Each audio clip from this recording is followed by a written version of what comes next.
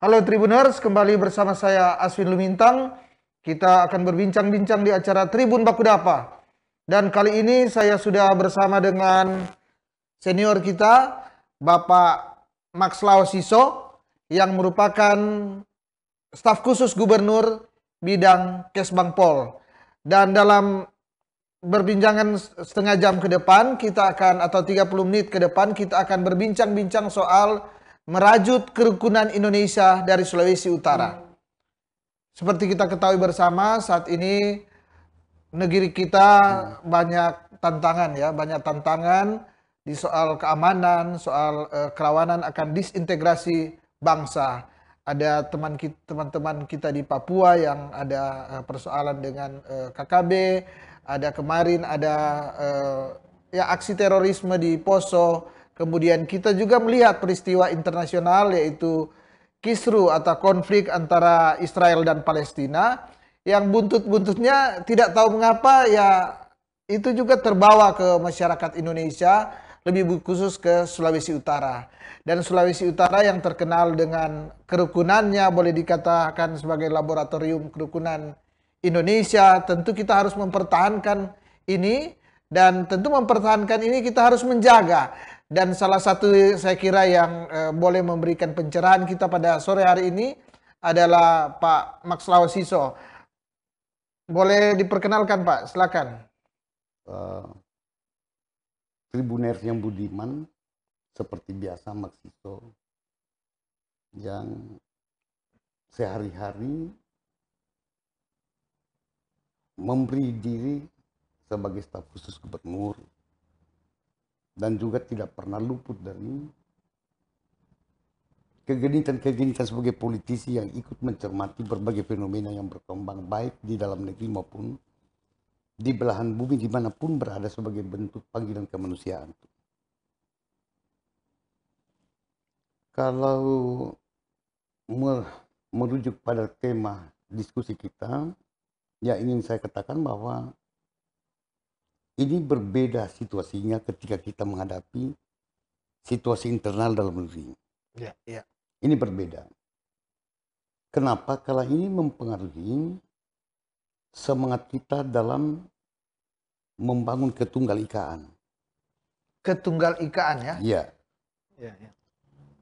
Yang bineka itu given. Tunggal ika diperjuangkan.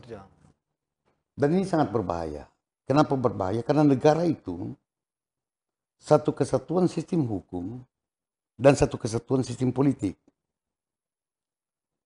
Antara negara dengan daerah kita membangun analogi seperti hulu dan hilir. Ya. Sehingga persoalan kerukunan itu daerah ini tidak bisa hanya menjadi variabel tersendiri untuk daerah, tetapi dia terpengaruh oleh hulu itu sendiri.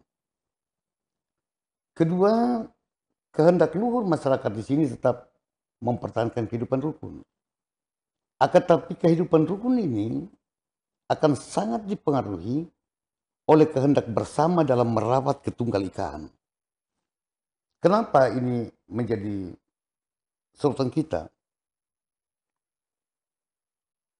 Di sini juga kita banyak menjadi saksi bahwa begitu banyak hujatan-hujatan penistaan agama Kristen, tapi para penista tidak pernah mendapat tindakan nyata dari pemerintah. Bahkan pihak kepolisian. Mohon polisi catat itu. Beberapa hal yang menjadi fenomena tersendiri itu ada di Bengkulu. Seorang siswa itu sampai hak belajarnya yang dijamin oleh undang-undang itu diamputasi oleh sekolah, dan bahkan ada keterlibatan dari pihak kepolisian juga ikut berunding untuk membuat anak ini dikembalikan kepada orang tuanya. Padahal usia dia adalah usia yang memiliki kewajiban negara untuk memberikan dia pendidikan yang layak. Ya. Tetapi dia dikeluarkan. Sementara di depan mata kita juga banyak penghujat agama Kristen itu boleh dikata dengan susah payah mendapatkan kepastian hukum. Dengan susah payah kita menyaksikan bahwa ada tindakan nyata. Tidak sedikit kan orang yang menghujat Kristen, tetapi menghujat Palestina kok dampaknya seperti itu. walaupun kita sendiri sebagai bangsa tidak bisa melepaskan diri dari tanggung jawab panggilan kemanusiaan sejagat. Tidak bisa. Meskipun di negeri kita banyak masalah yang sedang menempa kita. Kita dirundung problem. Tetapi itu tidak bisa menjadi alasan untuk kita tidak peduli tentang aspek kemanusiaan yang terjadi di belahan bumi manapun. Hanya saja mengingat negara itu seperti hulu dan hilir. Yang ikut juga bertanggung jawab itu adalah tokoh-tokoh yang di Jakarta. Dan juga pemerintah. Jangan terlalu gegabah untuk mengambil keputusan. Tetapi karena ini bersentuhan dengan upaya kita dalam rangka merawat ketunggal ikan itu. Contohnya tadi, orang bisa berandai-andai kan, kita tidak mengukur aspek keadilan dari sudut Israel dengan Palestina. Tapi kita mengukur aspek keadilan di dalam negeri yang berkaitan dengan itu. Aspek keadilan yang terukur di sini apa? Menghina kepala negara, menghina polisi, menista agama Kristen, tapi tak ada yang mendapat tindakan seradikal ini, se-ekstrim ini. Ketimbang seorang yang ada di NTB dan juga ada di Bengkulu. Bahkan kalau belajar narasi-narasi yang diungkapkan oleh tokoh-tokoh yang di Jakarta, saya tidak menyebutkan tokoh nasional, tapi orang Jakarta, karena bisa saja tokoh nasional ada di Manado. Orang-orang Jakarta itu mempertontonkan perilaku politik sebagai subordinat daripada kekuatan asing. Padahal partai politik itu adalah partai sebagai alat integrasi nasional. Sebut saja beberapa partai politik yang dengan gagahnya membuat stigma bahwa pendukung-pendukung Israel itu seperti apa. Harus bela Palestina. Padahal dalam narasi-narasi seperti itu yang perlu diingat oleh orang-orang Jakarta. Dan juga harus diingat oleh Presiden. Bahwa rujukan bagi kita dalam mengambil langkah dalam kancah politik internasional ada dua. Pertama, spirit cita-cita kemerdekaan Indonesia. Spirit cita-cita kemerdekaan Indonesia adalah dalam rangka untuk menciptakan atau menuju tatanan dunia baru. Tatanan dunia baru ini adalah tatanan kehidupan dunia yang terbebas dari intimidasi, perang dan sebagainya. Tatanan dunia baru adalah membawa negara-negara di dunia ini sebagai bangsa-bangsa duduk sama rendah, berdiri sama tinggi. Oleh karena itu, tatanan dunia baru ini juga diimplementasikan dan diwujud nyatakan dalam satu panggilan berkonstitusi, yaitu tentang politik luar negeri Indonesia adalah bebas aktif dan ikut serta menjaga perdamaian dunia yang abadi. Disinilah sebetulnya menjadi pijakan bagi pemerintah untuk mengambil sikap. Tetapi yang menjadi problem kita sekarang adalah problem yang ada di Palestina dengan Israel. Itu pergumulannya melakukan studi kasus, pendalaman studi kasus itu bukan 3 jam. Yang tiba-tiba ujung-ujungnya adalah membuat satu narasi yang itu sudah keluar dari dua spirit tadi. Membangun tatanan dunia baru dan menjadi pelopor perdamaian dunia abadi. Zaman Bung Karno Indonesia pernah memainkan peran yang sangat strategis dalam pergaulan internasional. Itu menjadi pelopor negara-negara non-blok. Indonesia pada waktu itu menjadi pelopor untuk tidak berada di salah satu blok. Apakah NATO ataupun Fatah Bersama. Tapi sekarang dengan mudahnya Indonesia terseret. Dan dengan mudahnya partai-partai politik yang kita katakan tadi. Yang menjadi subordinat daripada kekuatan-kekuatan politik asing itu mempengaruhi. Itu jelas terlihat ya, kelihatan ya. Jelas terlihat. Narasi-narasi ya. Narasi-narasinya. Sebut saja ada beberapa partai politik yang kemudian menghakimi secara sepihak bahwa yang mendukung Israel itu dungu. Dan yang paling disesalkan adalah membuat narasi-narasi perpecahan dalam negeri. Seakan-akan persoalan yang ada di Israel dengan Palestina soal agama. Apakah mereka lupa bahwa pihak Israel juga adalah antara orang Islam yang membunuh orang Palestina? Apakah mereka lupa bahwa Palestina komposisi penduduknya 60-40, 40% Kristen, 60% Muslim. Artinya bahwa di antara tentara-tentara yang ada di Palestina itu ada Kristen juga membunuh Israel. Jadi ini persoalannya adalah bangsa dengan bangsa. Yang kemudian diobok-obok negeri ini untuk dipaksakan memahami persoalannya seakan-akan agama dengan agama. Ini berarti bukan sekedar perebutan wilayah ini ya, dan jadi iya. Tetapi karena ini Liga Arab sendiri mengatakan salah satu pemicunya Hamas yang disebut oleh teroris, maka Indonesia perlu mendalaminya secara komprehensif untuk menentukan sikap.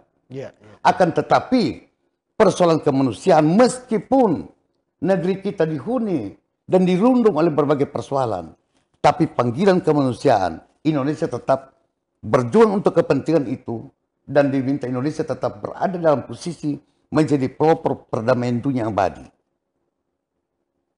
Maka dengan demikian, situasi dalam negeri kita bisa rajut kebersamaannya. Selama sikap pemerintah pusat seperti ini akan berdampak pada kelesuan-kelesuan daerah-daerah untuk merawat ketunggal ikaan. Tadi kan disebutkan ada Papua. Ini juga kan, Papua itu adalah gerakan separatis. Tak ada bedanya dengan GAM dulu di Aceh. Tapi Aceh ditempuh dengan jalan damai, perundingan. Tapi pemerintah pusat malu untuk berunding dengan Papua. Nah, ini juga akan mempengaruhi situasi politik di Sulawesi Utara. Jadi antar masyarakat di Sulawesi Utara itu pasti tidak akan goyah, tetapi sikapnya kemana-mana akan bias. Saya tidak percaya bahwa masalah Palestina bisa membenturkan Sulawesi Utara. Tetapi saya sangat yakin masalah Palestina dan Israel akan memicu kelesuan-kelesuan semangat dalam rangka untuk merawat ketunggal ikaan. Ingat, Bhinneka adalah given, tunggal ika adalah gerakan. Terkait dengan hal ini, apa yang harus dilakukan oleh pemerintah ataupun stakeholder yang ada di Sulut untuk mengantisipasi yang dikatakan tadi bahwa akan ada bias yang tentu memberi efek bagi daerah ini? Ya, jadi kalau di daerah ini orang Sulut tidak perlu dikasih pelajaran untuk bersatu. Akan tetapi orang Sulut di dalam persatuannya juga harus ditingkatkan kewaspadaannya. Contoh, beredar berita bahwa ada spanduk yang beredar atas nama KNPI yang minta supaya orang Israel di Sulawesi Utara itu diusir. Bapak, ini tidak lagi persoalan yang berhubungan dengan Palestina dan Israel. Tapi ini sudah persoalan yang berdiri sendiri yang mau mengusik persatuan masyarakat Sulawesi Utara. Ini yang diminta supaya polisi tangkap terhadap sudah itu. Memprovokasi kan ini. Lah iya, jadi tidak ada hubungan lagi dengan itu. Tetapi dia sudah kasus berdiri sendiri yang ingin mencatut nama KNPI dan kemudian memprovokasi masyarakat Sulawesi Utara. Orang Sulut tidak perlu diajar untuk bersatu. Tetapi orang Sulut juga perlu untuk waspada meskipun dalam persatuan yang tangguh. Itu. Selaku staf khusus tentu kan berarti kan memberikan nasihat-nasihat baik secara terbuka seperti ini kepada pemerintah maupun secara ini ya implisit ya. Melihat ini ke depan ini kan tentu banyak tantangan. Walaupun misalnya kita sudah berupaya mengatakan bahwa apa yang terjadi di Israel itu ada bukan persoalan agama, tapi fakta yang terjadi di lapangan di negeri kita ini bahwa ini memang diseret-seret ke hal yang sensitif, dan ini yang harus orang ketahui bahwa ini bukan terjadi saat ini dalam 1-2 hari, ini sudah terjadi sekian lama sehingga membutuhkan kewaspadaan. Nah, persoalannya dalam kewaspadaan itu apa-apa yang harus kita lakukan dalam kewaspadaan itu? Hal-hal yang real yang kira-kira yang bisa kita lakukan. Pertama, kita minta kejujuran dari yang namanya juru dakwah dan para pengkhotbah. Karena persoalannya apabila diseret dalam persoalan kebangsaan, ini tuntas. Tapi yang menjadi pemicunya dalam keutuhan kebangsaan ini adalah narasi-narasi yang mengutip semangat spiritual yang sebetulnya tidak berhubungan dengan peristiwa. Betul, betul. Satu contoh, ruang publik, ruang sosial kok diisi dengan narasi-narasi membakar semangat keagamaan. baik di kelompok-kelompok yang menerjunkan juru dakwahnya maupun kelompok-kelompok juga yang membawa khotbah-khotbah di gereja. Janganlah kemudian itu kita terjebak dalam pemahaman-pemahaman dan pendekatan sektarianis dalam memahami persoalan itu. Karena tadi sudah dikemukakan bahwa apakah 40% orang Kristen di Palestina tidak menjadi tentara dari Palestina itu sendiri? Apakah 20% orang Muslim yang ada di Yerusalem, di Israel, tidak menjadi tentaranya, milisinya Israel? Dalam memahami dua persoalan tadi, harus ada keseriusan Indonesia juga untuk menyeret baik Hamas maupun Israel dalam Mahkamah Pengadilan Kejahatan Kemanusiaan.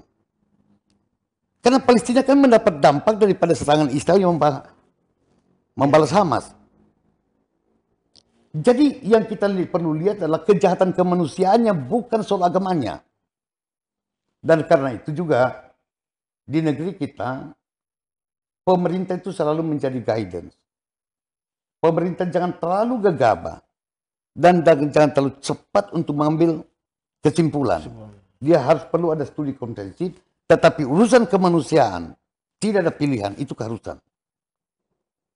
Kedua, urusan yang terukur sebagaimana amanat Undang-Undang Dasar bahwa ikut menciptakan perdamaian dunia yang abadi, itu pula yang perlu diperankan Indonesia dalam dimensi kekinian. Kita bersorak-sorai ketika di jalur Gaza terjadi gencatan senjata hari ini. Pertanyaannya, apakah Indonesia ada dalam peran yang mulia itu untuk menghentikan perang dan artinya menjadi mediator terjadinya gencatan senjata? Itu yang kita tunggu. Kalau saya baca-baca tadi ya sudah terjadi kan ini gencatan senjata atau penghentian tembak menembak antara kedua belah pihak ya sudah terjadi, dan itu bagian dari peran dari Amerika dan Mesir. Amerika dan Mesir. Yang menjadi persoalan yang sangat menarik kalau kita tarik ke lokal ya, saya tertarik dengan yang senior katakan tadi bahwa Indonesia juga dalam hal ini pemerintah harus momentum ini harus dijadikan makna untuk lebih tegas dalam bersikap ketika ada oknum-oknum di bangsa dan negara ini yang bersikap tentu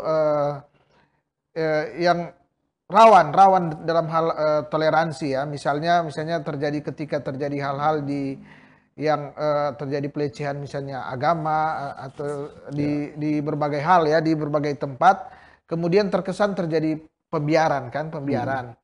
Artinya hukum belum ditegakkan secara tegas di sini, dan ini tentu akan memberikan persepsi ke masyarakat bahwa masyarakat belum adil dalam memperlakukan masyarakat Indonesia siapapun dia, atau gimana? Ya begini, ada dua hal di sini.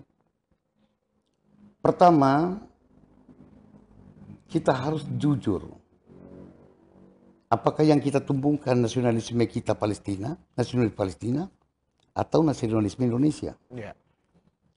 Kalau kita tumbuhkan nasionalisme Indonesia, Bung Karno pernah mengatakan bahwa nasionalisme kita hidup di tengah-tengah indahnya taman sari dunia internasional.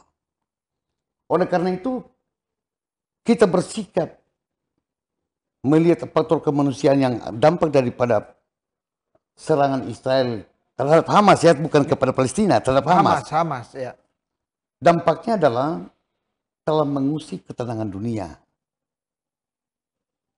Oleh karena itu Indonesia dan diharapkan pemerintah pusat itu, karena peran seperti itu bukan pemerintah daerah, pemerintah pusat. Dalam memainkan peran itu ditumbuh kembangkan dalam semangat nasionalisme Indonesia melihat persoalan yang ada di dunia ini. Jangan terbalik. Jangan nasionalisme Palestina ada berkembang di Indonesia sehingga kesannya adalah menghina Palestina penjara. Menghina orang Kristen no problem. Yang sebetulnya dalam nasionalisme Indonesia adalah kita hidup berdampingan secara damai dalam prinsip kebinekaan yang sedang mewujudkan dan merawat ketunggal ikaan. Itu nasionalisme kita. Sehingga persoalan bagaimana orang Palestina negara Palestina dihujat, jangan kemudian disanding-sandingkan seperti Palestina hadir dalam nasionalisme Indonesia. Karena kalau menghujat Palestina penjara. Tapi kalau menghujat presiden tak ada masalah, cukup minta maaf. Bahkan tidak sedikit para pemuka agama yang mengatakan, kan sudah minta maaf. Orang juga menghujat Palestina sudah minta maaf, tetap penjara kok. Sehingga di sini pesan saya, jangan nasionalisme Palestina dikembangkan di Indonesia, tapi nasionalisme Indonesia ditumbuh kembangkan untuk juga berbicara dalam konteks Palestina. Jangan dibalik-balik. Artinya bahwa negara kita sudah menjadi provinsi keberapa di Palestina. Sekali lagi, semangat nasionalisme Indonesia dibangun dan ditumbuh kembangkan. Dengan semangat itulah kita pergi melawan saudara-saudara kita di Palestina. Pesan tentang peristiwa di sana. Perang kedua belah pihak ini antara Israel dengan Hamas, yang Hamas itu oleh negara-negara sebagai negara Liga Arab disebutkan sebagai teroris. Tetapi perseteruan ini, dentum senjata ini telah membuat ketenangan dunia terusik. Ketenangan dunia terusik oleh karena ancaman-ancaman perang ini dan juga telah mengakibatkan korban kemanusiaan. Karena itu dua kelompok ini harus bertanggung jawab sebagai penjahat kemanusiaan. Nah, tadi kita sudah berbicara secara nasional bahkan internasional dengan melihat akan konflik Palestina dan Palestina dan Israel lah. Kita melihat di tema kita bahwa merajut kerukunan Indonesia dari Sulawesi Utara. Terkait dengan hal ini, hal-hal apa yang kita Sulawesi Utara perlu perkuat dalam kerukunan ya? Di Sulawesi Utara ini sebenarnya kan sudah ada berbagai macam organisasi yang tujuannya adalah memberi sebagai pelindung katakanlah pelindung ya, bukan tameng. Jadi ada beberapa organisasi seperti BKSAUA, FKUB kan, FKUB, kemudian ada juga katakanlah dengan organisasi kepemudaan yang ada di Sulawesi Utara. Ini semua merupakan hal yang tujuannya salah satu adalah untuk mempererat akan kebersamaan di Sulawesi Utara, kerukunan di Sulawesi Utara. Bagaimana senior melihat hal ini ya? Apakah sudah optimal akan organisasi-organisasi ini? Organisasi baik dari tokoh-tokoh agama seperti BKSAUA, FKUB maupun organisasi-organisasi kepemudaan yang ada di Sulawesi Utara. Gimana? Kita hanya bisa tersenyum kalau menyebut itu. Mengapa? Ruang publik tidak bisa diselesaikan atas pendekatan teologi. Kerjasama antar umat beragama kan berarti menata mengelola publik ini dengan domain teologi. Ya. Itu sulit. Karena berbeda ya. Lah iya. Oleh karenanya yang kita perlu dalami benar sebetulnya adalah kultur. Karena kultur ini sebetulnya mendominasi ruang sosial. Ruang teologi itu sebetulnya hanya berada di tembok-tembok gereja dan masjid. Ya. Jangan dia masuk dalam ruang sosial. Ini terjadi benturan. Kenapa? Jika pendekatannya pendekatan teologi sifatnya universal. Sementara yang kita butuhkan lokal sulut. Yeah. Oleh karenanya, kita tidak memandang bahwa BKSUA itu sebagai ornamen. Tetapi juga meskipun begitu, teman-teman di sana kan juga bicara-bicara. Ayo umat kita masing-masing kita gembleng, kita bina. Sebatas itu, tetapi jangan kemudian mereka mencari pembenaran-pembenaran dari aspek teologi. Tetapi peran-peran seperti itu dilakukan dalam kerangka untuk menjadi teladan bagi jemaat masing-masing, bagi umat masing-masing. Meneduhkan ya, peneduh ya. Kalau peneduh juga sebetulnya kurang tenang, karena dia bukan pemadam kebakaran ini BKSUA. BKSUA diharapkan Diskusi mereka di sana masing-masing membawa teladannya kepada umat bagaimana cara kita merawat bangsa ini. Sebab ini perdebatan teologi itu tidak pernah berhenti. Ketuhanan yang Maha Esa saja, banyak kelompok yang mengatakan orang Kristen kan politeisme. Ya. Di situ saja sudah terjadi perdebatan. Sehingga di dalam eksistensi masing-masing, yang negara memberikan ruang seluas-luasnya bagi kita bertumbuh. Kita kembangkan teladan kita agar umat itu ikut teladan kita. Tapi kalau mereka sudah mulai berdebat di sana, kacau. Yang ada di sekitarnya juga adalah kultur. Kultur ini sebetulnya sebuah warisan yang telah membawa nilai tersendiri. Ini juga pada satu ketika, seperti di Minahasa dengan Sangir. Kulturnya itu akulturasi. Nyanda apa mendalami lebih jauh, pokoknya kalau istilah disebut apa, dia lawan. Nah inilah yang sebetulnya kalau hanya untuk orang Manado rukun, orang Sulawesi Utara rukun, itu tidak perlu dikasih belajar. Tapi virus-virus yang bisa menjadi pemecah itu adalah pesan-pesan teologis yang sudah tidak bersumber pada akar persoalan. Karena persoalannya kan kalau bilang teologis, tentu banyak yang awam. Lah iya. Ketika mencoba mencerna itu dengan ada yang tahu cuma setengah, seperempat. Lah iya. Ini yang sulit untuk ini dengan pengetahuan teologi yang berbeda-beda, kemudian mencoba ini kan memahami. Sehingga yang kita butuhkan dari itu adalah teladan para tokoh. Karena kalau kita bawa kepada pemahaman teologi, masing-masing akan mengikuti jalannya sendiri-sendiri. Tapi jika teladan para tokoh ingin bersatu, para tokoh ingin membawa umatnya untuk mengabdi pada bangsa dan negara sebagai persembahan iman, itulah yang kita perlu.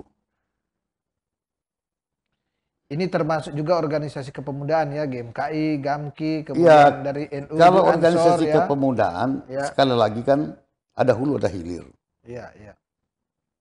Sebab daerah-daerah kadang-kala dipengaruhi oleh sikap pimpinan pusatnya. Betul. Jika daerah ingin bersatu, pusatnya tidak mau bersatu, gimana? Sehingga hamparan persoalan ini harus kita lakukan dengan pendekatan kultural. Bahwa di Sulawesi Utara semangat untuk hidup berdampingan secara damai, itu semangat kultur, itulah yang kita bangun. Bahwa di Sulawesi Utara ada semangat yang dikembangkan oleh Om Sam yang diintroduksi dari kultur Minahasa, manusia memanusiakan manusia lainnya. Apapun latar belakang agamanya, itulah yang kita bangun. Sehingga kultur ini adalah sebuah rumah yang memberikan ruang seluas-luasnya bagi agama-agama berkembang. Jangan dibalik. Ya, artinya ini yang menjadi titik persamaan kita ya, yang perlu iya. kita rawat ya. Hal-hal mengenai kultur dan kearifan lokal ya. Kearifan lokal. Jadi jangan dibalik-balik, seakan-akan agama yang menjadi cerumnya, bukan. Ya. Kultur yang kita rawat di dalamnya adalah memberikan ruang bagi agama-agama hidup dan berkembang secara damai ya. Ya karena kulturnya damai, maka siapapun yang hidup dalamnya adalah damai. Nah itu. Jangan teologi masing-masing dikedepankan, hancur. Dan ruang publik itu jangan didominasi oleh teologi. Teologi, iya. Kenapa? Karena ruang teologi itu adalah personal. Coba boleh bayangkan, jika di sini mayoritas Kristen, memaksa orang Islam harus memahami teologi Kristen untuk persatuan seperti apa. Iya. Tetapi kalau orang Kristen, orang Islam, orang apapun di sini, memahami orang Minahasa bersatunya seperti apa, di dalam semangat persatuan itulah tumbuh ruang untuk agama-agama hidup dan berkembang. Jadi bukan kultur yang memberikan guidance terhadap agama, tetapi kultur memberi ruang buat agama berkembang, yang menjadi sorot lampu spiritual bagi masyarakat. Dan ini sebenarnya keunggulan dari Sulawesi Utara yang dikatakan tadi, kekuatan bahwa ini sudah terjadi sejak lama, sudah mengakar. Artinya keteladanan itu sebenarnya sudah muncul dari ya katakanlah nenek moyang kita, dari tua-tua kita ya di daerah ini ya. Contoh, Kita kenal di sini Manado ada Kampung Ternate. Pernah dengar pertumpahan darah? Belum pernah. Belum. Ya. Ya. Kalau cuma taburan antar kampung satu dua orang baku salah, Itu. di belahan manapun itu terjadi. Betul. Tetapi apakah terjadi pertumpahan darah karena ada eksodus ke negeri ini? Itulah kultur. Kemudian, Di sini ada Jaton juga kan lebih. itu baru sebut. Tahu Lawang Irung? Lawang Irung. Ya. Kenapa ada Lawang Irung? Itu pembatas bahwa di sini sudah bersyariah sehingga sending tidak ke situ. Oh. Itu kultur. Jadi kultur bukan mengatur agama, tapi kultur memberi ruang tumbuhnya agama. Agama kan individu antara kita dengan Tuhan. Tuhan, iya. Dan kultur memberi ruang untuk itu.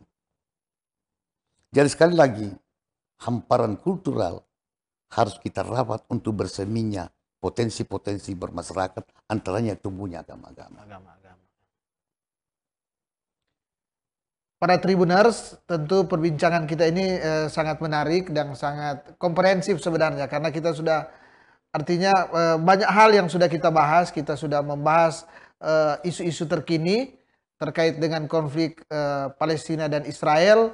Kemudian kita sudah membahas juga akan bagaimana sih sebenarnya orang Sulawesi Utara, kehidupan kerukunan Sulawesi Utara. Tadi kita sudah sentil bahwa kehidupan kerukunan Sulawesi Utara itu sudah terjadi sejak lama. Karena ada keteladanan dari katakanlah tua-tua kita yang sejak dulu yang sudah membentuk ini, sudah membentuk, sudah menjadi akar budaya kita, sehingga saat ini sebenarnya kita tinggal menikmati. Hanya yang dikatakan tadi bahwa adalah kita waspada dengan masuknya akulturasi budaya-budaya baru yang dari luar dengan teknologi yang ada sekarang ya. Jadi kita masuk hal-hal yang baru, ini tentu yang harus kita waspadai. Dan tadi juga sudah disentil bahwa biarlah tokoh-tokoh agama itu tentu dengan teologi masing-masing, dan yang terpenting adalah keteladanan daripada tokoh-tokoh agama, sehingga tokoh-tokoh agama, sikap dan tindakan dari tokoh-tokoh agama ini akan dijadikan contoh panutan daripada pengikutnya masing-masing atau masyarakat jemaatnya masing-masing. Saya kira hal-hal ini yang sudah kita bicarakan dalam kurang lebih 30 menit ya, bahkan 40 menit sudah kita perbincangkan dengan Pak Staf Khusus Gubernur Bidang Kesbangpol, Bapak Maxlau Siso. Dan untuk sebelum mengakhiri akan perbincangan kita pada saat ini, mungkin ada closing statement dari senior untuk para Tribuners yang berupa harapan atau saran atau apapun, dipersilakan. Ya, kita jangan pernah berhenti dalam sebuah kebanggaan di mana kita Sulawesi Utara telah menunjukkan wajah persatuan, wajah keragaman yang utuh. Tetapi biarlah upaya ini tetap jadikan sebagai gerakan iman kita hari ini dan yang akan datang. Sehingga Sulawesi Utara tetap menjadi potret persatuan dalam merawat kebersamaan kita bernegara. Merdeka. Ya, terima kasih Bapak Maxlau Siso yang selaku Staf Khusus Gubernur Bidang Kesbangpol yang sudah menerima ya undangan kita dari Tribun Bakudapa untuk berbincang-bincang, memberikan pencerahan, memberikan inovasi atau hal-hal yang baru kepada para Tribuners. Dan saya juga mengucapkan terima kasih kepada para Tribuners yang sudah kurang lebih 40 menit mendengar ya, setia bersama-sama dengan kita di Tribun Bakudapa. Dan kita akan bertemu kembali pada besok hari dengan tema atau perbincangan yang berbeda. Jadi selamat nanti kita ketemu lagi di Tribun Bakudapa, mata lokal menjangkau Indonesia. Terima kasih.